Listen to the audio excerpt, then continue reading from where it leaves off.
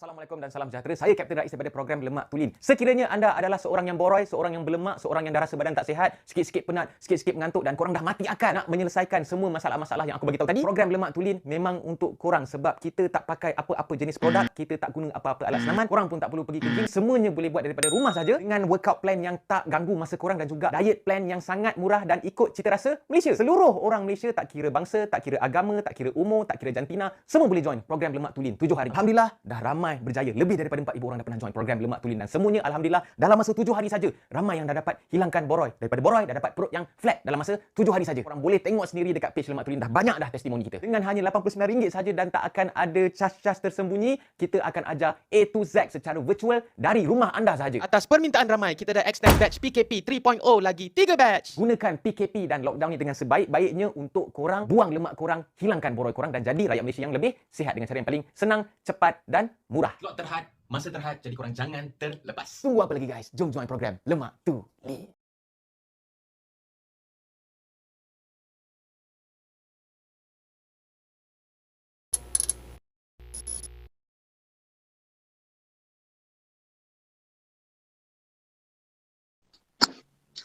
Okey Tan, kalau boleh saya cerita sikit lah. Ini saya, jujur Tuan Ini saya lah. Saya tak tahu skor-skor saya yang lain lah. Masa time, at the moment, masa saya kena belasah dengan geng-geng Tuan, setahun, 2 tahun sampai Tuan commission kan. Lepas tu ada pula yang extend pula tenggal, sambung lagi belasah. Jujur lah, masa tu memang menyumpah Tan. Wow, ni celaka punya 2005 lah benda lah, nak mampus lah benda lah. Time tu, saya punya pemikiran orang cakap pendek lagi. Sebab saya dalam kelompok, orang kata masa training je lah. Tapi at the moment bila saya dah start bekerja, saya dah ada, saya punya post sendiri, saya bekerja, saya deal dengan panglima lah, deal dengan apa benda. Time tu lah baru, terlintas dekat fikiran, patutlah aku kena belasah dulu. Kalau sini-sini tak belasah aku tak boleh nak kerja macam ni. So, apa yang saya kena dulu dengan sini-sini tu, dia lebih kurang macam preparation untuk saya nanti, bila dah masuk ops, saya nak bekerja dalam pressure, bekerja dalam tekanan, saya nak multitasking. Serius Tan, saya dekat luar memang, even saya dah dekat civilian pun, saya duk, kita always macam teringatlah kan, aku dulu kena belasah apa. Tapi fikir-fikir balik Tuan, kalau saya tak kena belasah dulu, saya tak jadi macam mana saya yang sekarang ni. Same go, saya rasa sama juga dengan skot-skot saya lah. Kalau mungkin Tuan ajar saya dulu jenis belai-belai kan, saya punya keinginan nak buat salah tu, kalau dulu nak buat salah, takut nanti kena belasah. Kalau Tuan dulu, cara Tuan ajar saya mungkin cara lembut-lembut. Kalau buat salah, kita belai-belai, kita baik-baik cakap macam tu kan. Saya rasa lagi senang kalau saya nak repeat saya punya same mistake tu. So bila dekat luar, bila saya dah kerja dekat strategic level, dekat Mindef pun, bila nak buat salah, mungkin ada saya buat salah sekali, tapi dia punya keinginan nak repeat the same mistake tu buat saya macam ini aku dah buat salah ni tadi ni, takkan aku nak ulang balik. Kalau zaman dulu ni aku dah kena belasah dah ni, itu senior ni, aku kerja dengan panglima ni, silap aku kena show parade lah, kena show cause letter lah. And then itu kalau nak cerita bekerja dengan panglima ke dengan sini-sini officer lah. Tapi ini macam yang kalau saya dekat unit nanti, saya jumpa balik skot-skot Tuan, apa semua. Contohnya saya pernah kerja dengan Tuan Gigi lah, Tuan Meon lah, berbenda lah, Tuan Poji apa semua. Dia, bila dekat ops, dia punya dunia tu, dia dah tak sama macam dunia kita training, which is masing-masing pun dah professional.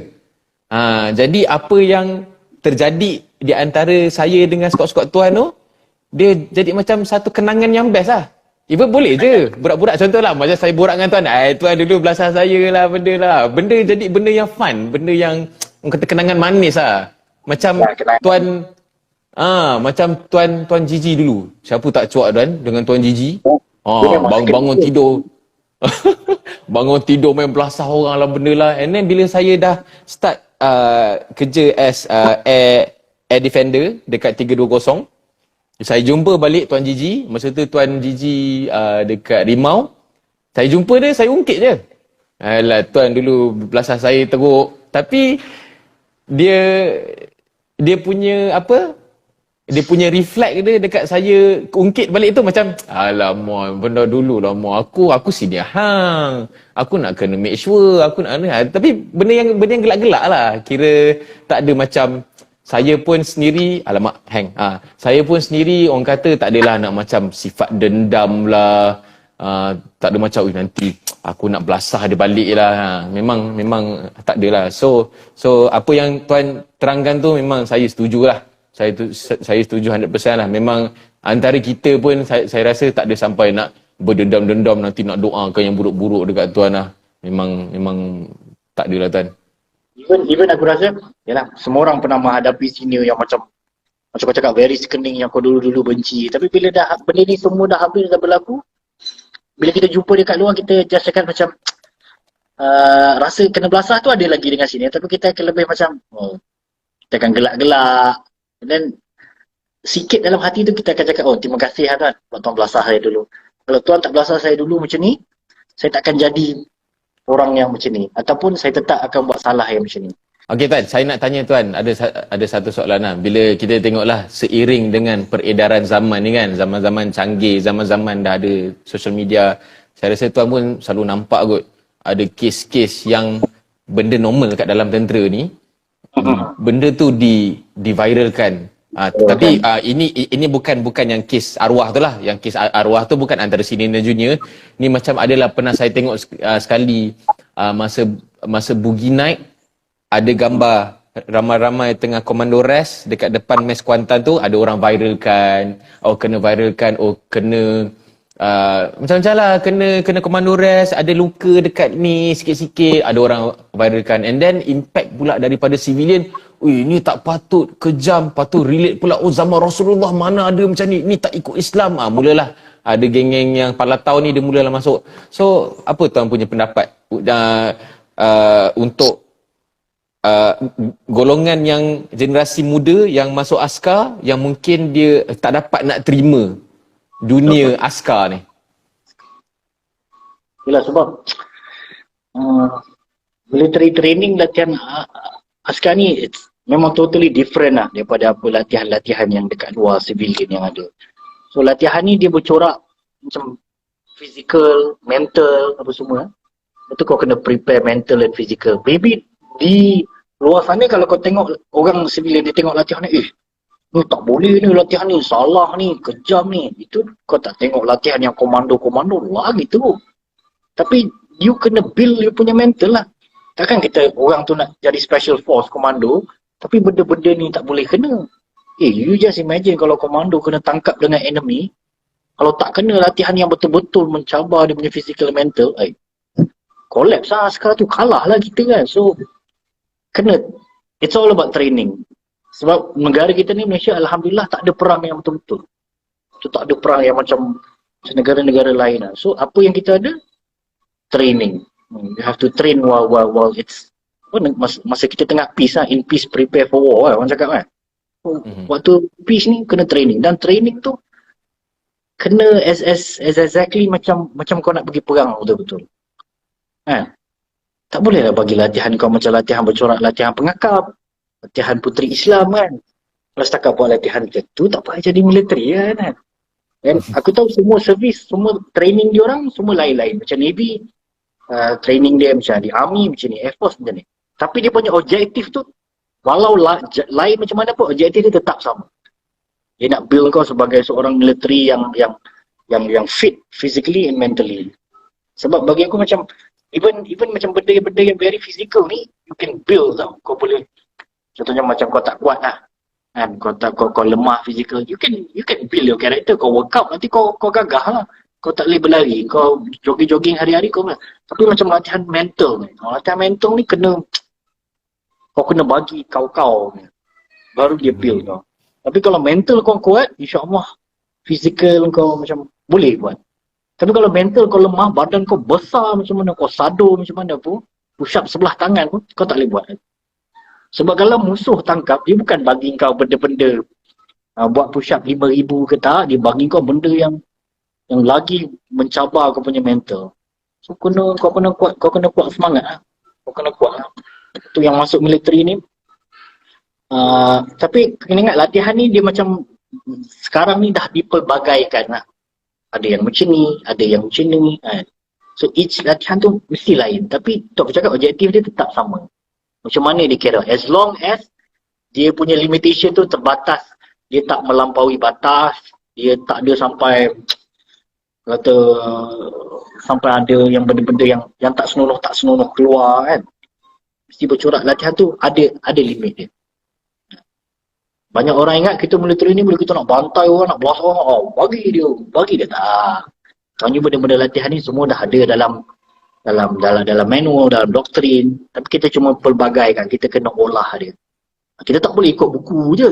Sebab kalau pergi perang tak ikut buku, dia mesti. Dia punya scenario will be very different kan.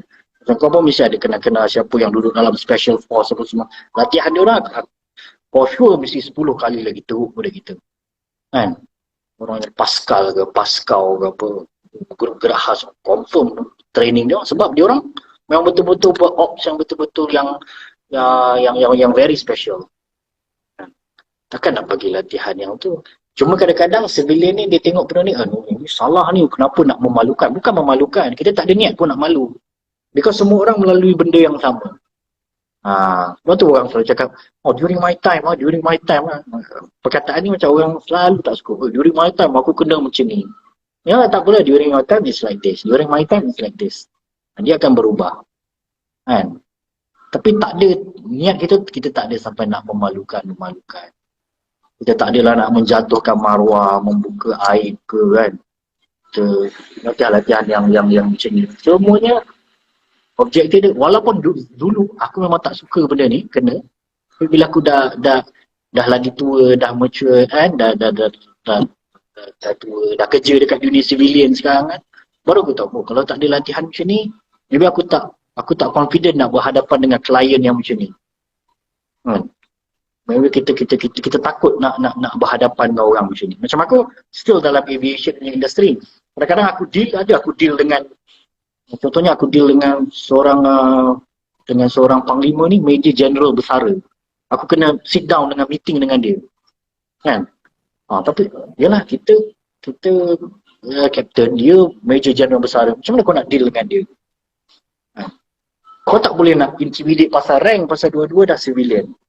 So, aku pun kena be very confident lah.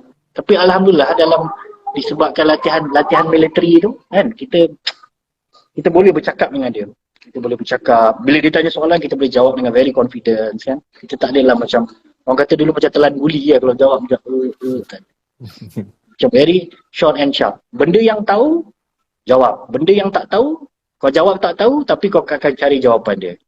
Dulu orang selalu tanya, kita macam kalau senior tanya macam, aku ingat dulu senior selalu cakap kalau macam, jangan jawab I don't know. Kau always jawab macam I will find out. Betul kan? Find out, betul. Find out. Even dalam hidup aku dalam civilian pun, kalau bos aku tanya, Faris, do you know this? Aku cakap, I'm not sure but I will try to find it out and bagi tahu balik. So jawapan dia pun semua macam ada. Sebab dalam militeri ni, semua benda kau kena tahu. Itu masalah dia kan. Semua benda kau kena pandai. Semua benda kau kena terror. Kan? Kau kena, daripada orang kata apa? Pandai berkawat, pandai ni, kena ni, pandai menyanyi, pandai, semua kau kena pandai. Kau malu-malu pun kau kena reti menyanyi. Kau malu-malu pun kau kena pandai bagi ucapan. Kau kena pandai bagi briefing. Kan? So, itu yang bagus. Yang banyak orang tak nampak. Yang orang nampak, ni bagi latihan teruk-teruk ni. Lepas tu jawapannya bukan kita nak pergi perang pun. Macam itulah. Tak boleh lah.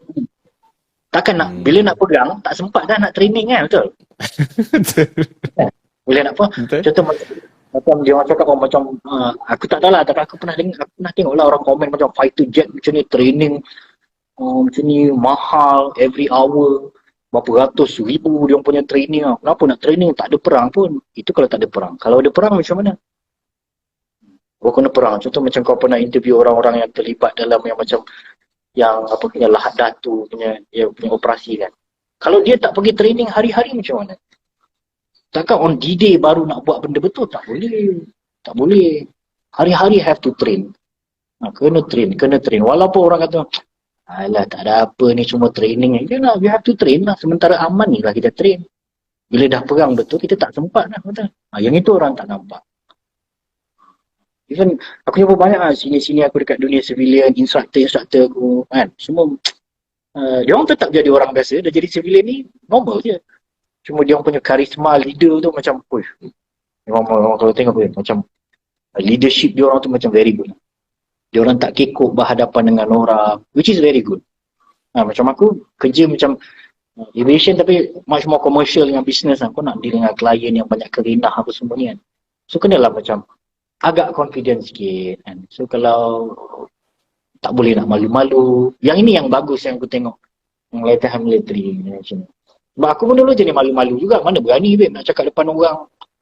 Betul. Tapi sebab bila kena pergi military ni, dalam military ni pula latihan training ni pun aku tengok pun mula-mula dia ada bercorak. Bila kau mula-mula masuk orientasi tu, kita bagi latihan yang bercorak grouping lah. Maksudnya bagi latihan beramai-ramai lah. Fizikal, kawan apa semua. Macam as long as macam towards the end tu latihan tu bercorak more to leadership kan. Macam disuruh kau jadi squad leader. Macam disuruh kau bila pergi masuk hutan kan, disuruh kau jadi yang apa? Macam mission commander tu lah, disuruh kau bagi briefing. Disuruh kau jadi. In military pula latihan tu macam semua orang akan dapat. Betul. Semua orang akan jadi IC ke jadi leader. For untuk waktu yang betul. Sebab kita nak semua orang jadi leader.